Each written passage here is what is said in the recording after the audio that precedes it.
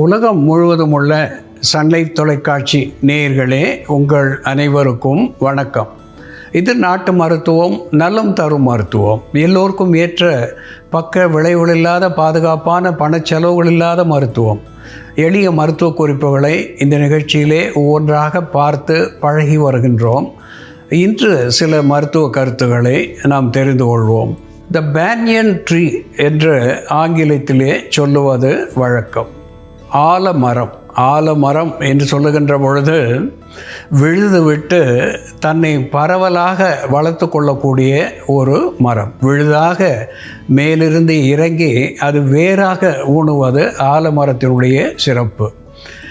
இந்த ஆலம் விழுதை பல் தூரிகையாக பயன்படுத்துவது வழக்கம். இதனுடைய பால் புண்களை ஆற்றக்கூடிய ஒன்றாக திகழ்கிறது. நாக்கிலே ஏற்படுகின்ற புண்கள், அச்சரம், வாய்ப்புண் இவை வருகின்ற பொழுது சிறிது ஆலம் பாலை மேலே தடவி வைப்பதனாலே ஒரு சில நாட்களிலே அந்த புண்களை ஆற்றக்கூடியதாக அது விளங்கும். அது மட்டுமல்லாமல் இந்த குதிக்கால் வலி என்று சொல்லுவது வழக்கம். ஹீல் கிராக் என்று ஆங்கிலத்திலே சொல்லுவார்கள். குதிக்கால் வெடிப்பு. இப்படிப்பட்ட நிலையிலே குதிக்கால் வெடிப்பிலே ஆலம் பாலை அழுத்தி தடவி வருவதனாலே சில நாட்களிலே அந்த வெடிப்பு மறைந்து போகும். பல் ஆட்டம், பல் வலி இருந்தால் அந்த பற்களினுடைய மேலே தடவுவதனாலே, அதனுடைய ஈறுகளின் மேலே தடவுவதனாலே பல் ஆட்டமும் நின்று போகும் என்பதை நாம் மறத்தல் ஆகாது.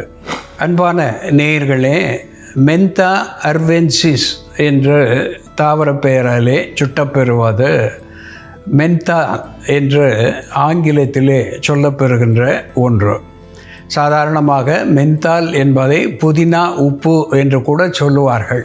நாம் மென்தா அர்வென்சிஸ் என்று சொல்லக்கூடிய உணவாக பயன்படுத்தக்கூடிய புதினா கீரையை வாங்கி சுத்திகரித்து வெயிலிலே இட்டு நன்கு உலர்த்தி அதை பொடித்து சலித்து வைத்து கொண்டு போதிய உப்பு சேர்த்து அன்றாடம் பல் துலக்குவதற்காக பற்பொடியாக பயன்படுத்துகின்ற நிலையிலே பற்களிலே இருக்கின்ற பாக்டீரியாஸ் என்கின்ற நுண்கிருமிகளை போக்கக்கூடியதாக விளங்கும். த பேட் ஓடர் என்று சொல்லுகின்ற வாய் துர்நாற்றத்தை போக்கக்கூடியதாக இந்த புதினா பற்பொடி நமக்கு பயன் தரும். அதனோடு சியாலகோக் என்கின்ற வகையிலே எச்சிலை ஊறச் செய்யக்கூடிய ஒன்றாக, எச்சில் சுரக்கச் செய்யக்கூடிய நல்ல நிலையிலே இருப்பதினாலே செரிமான சீர்கேடுகளை போக்கக்கூடியதாகவும் இந்த புதினா அதனுடைய பற்பொடி நமக்கு பயன் தருகிறது என்பதை மறத்தல் ஆகாது.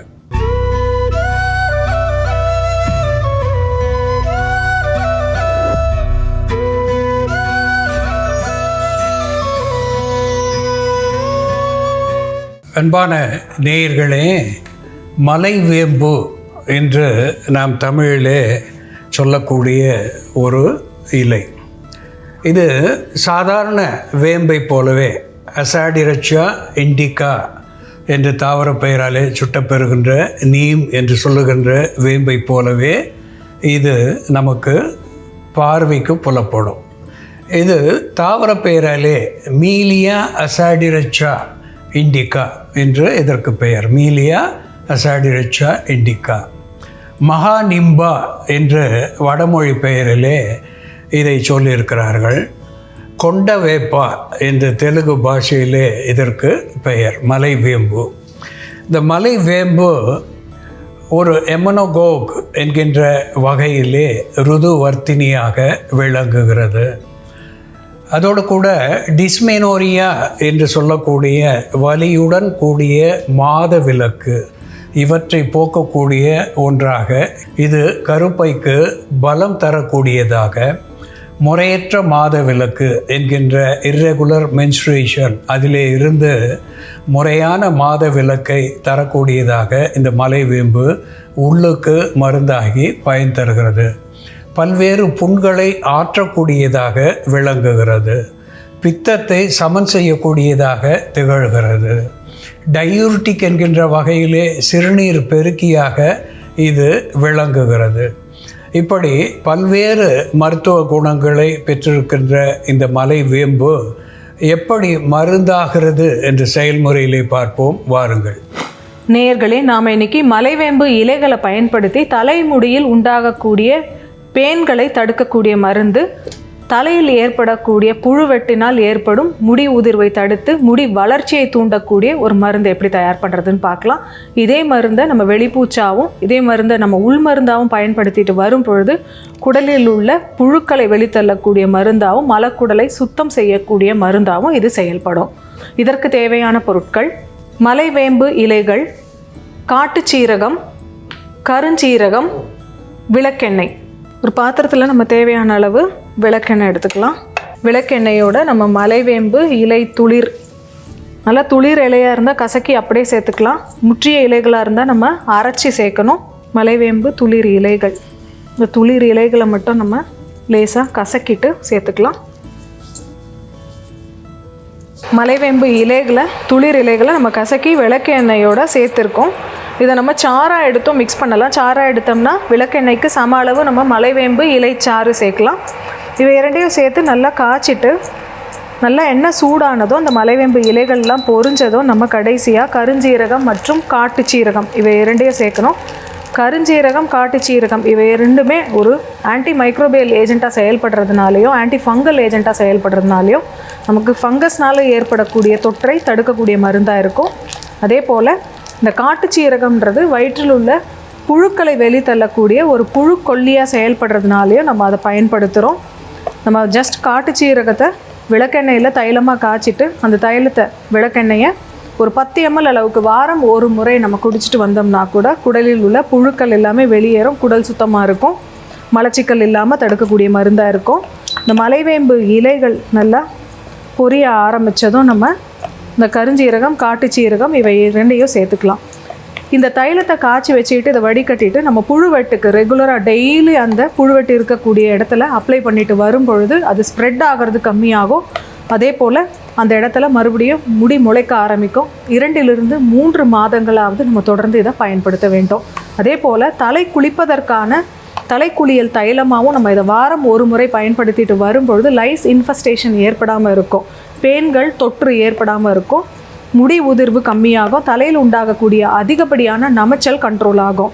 பெண்களுக்கு மாதவிடாய் காலத்தில் ஸ்காண்டி பீரியட்ஸ் இருந்ததுன்னா, மாதவிடாய் ரத்தப்போக்கு மிக குறைந்த அளவில் இருந்ததுன்னா முதல் 3 நாட்கள் அவர்கள் காலையில் வெறும் வயத்தில் 10 ml இந்த தைலத்தோட கொஞ்சம் நீராகாரம் மிக்ஸ் பண்ணி குடிச்சிட்டு வரும்பொழுது அவர்களுக்கு மாதவிடாயை தூண்டக்கூடிய மருந்தாக இது செயல்படும்.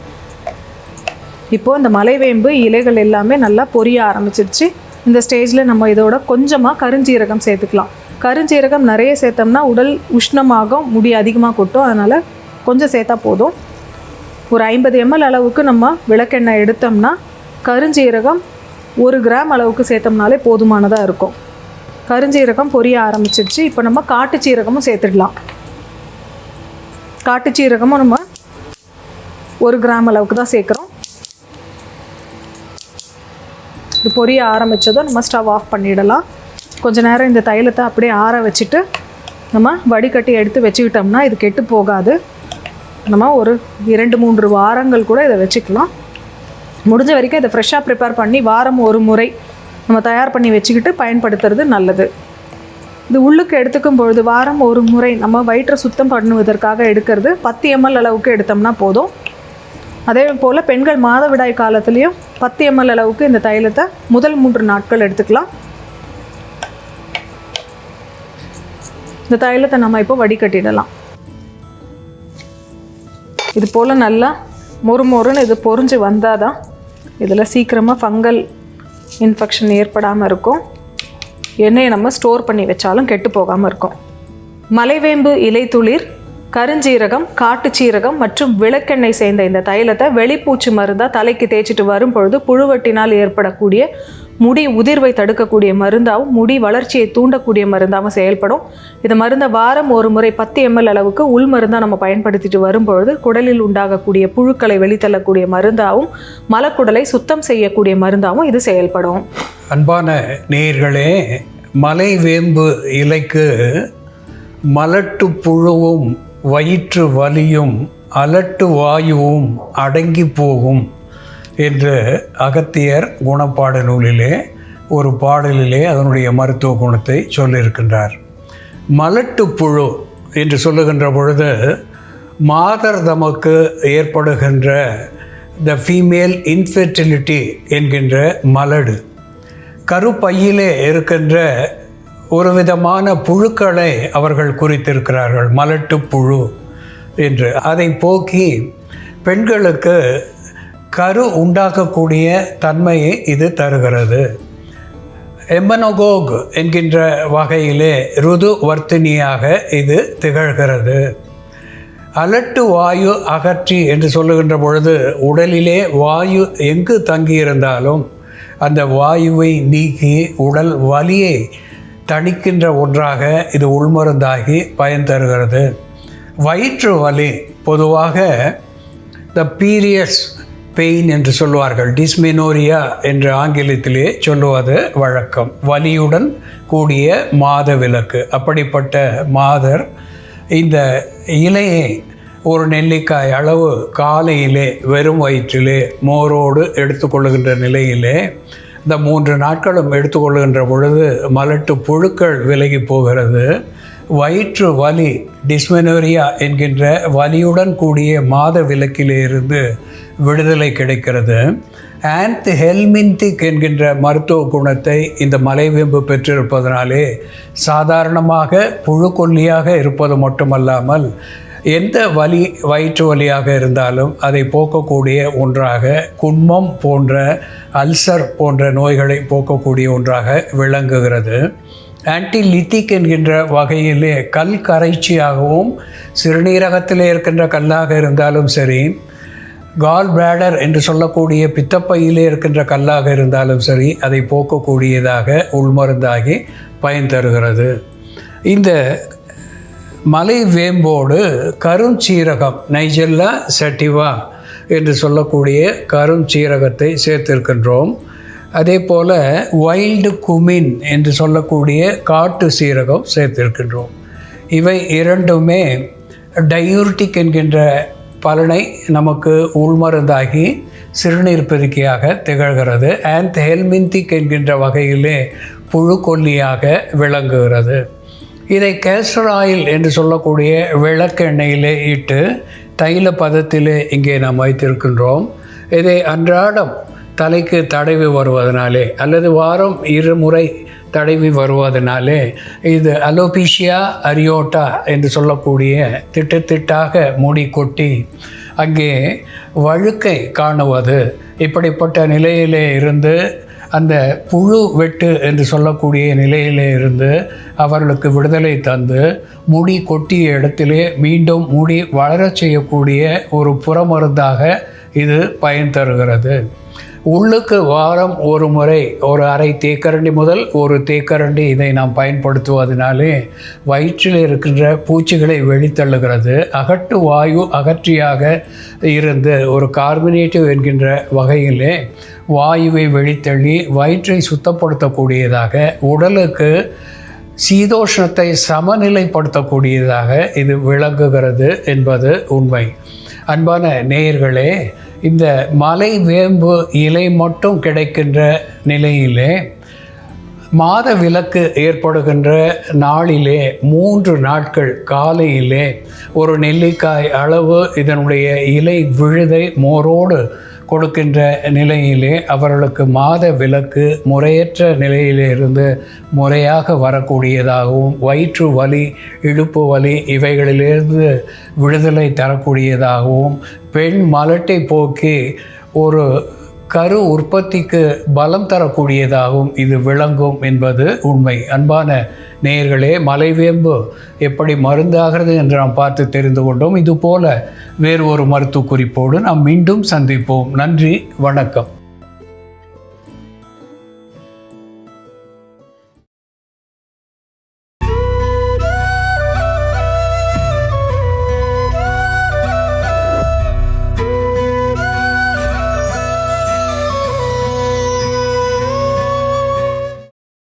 இன்னும் பல வீடியோக்களை காண சன் லைஃப் சேனலை சப்ஸ்கிரைப் பண்ணுங்க.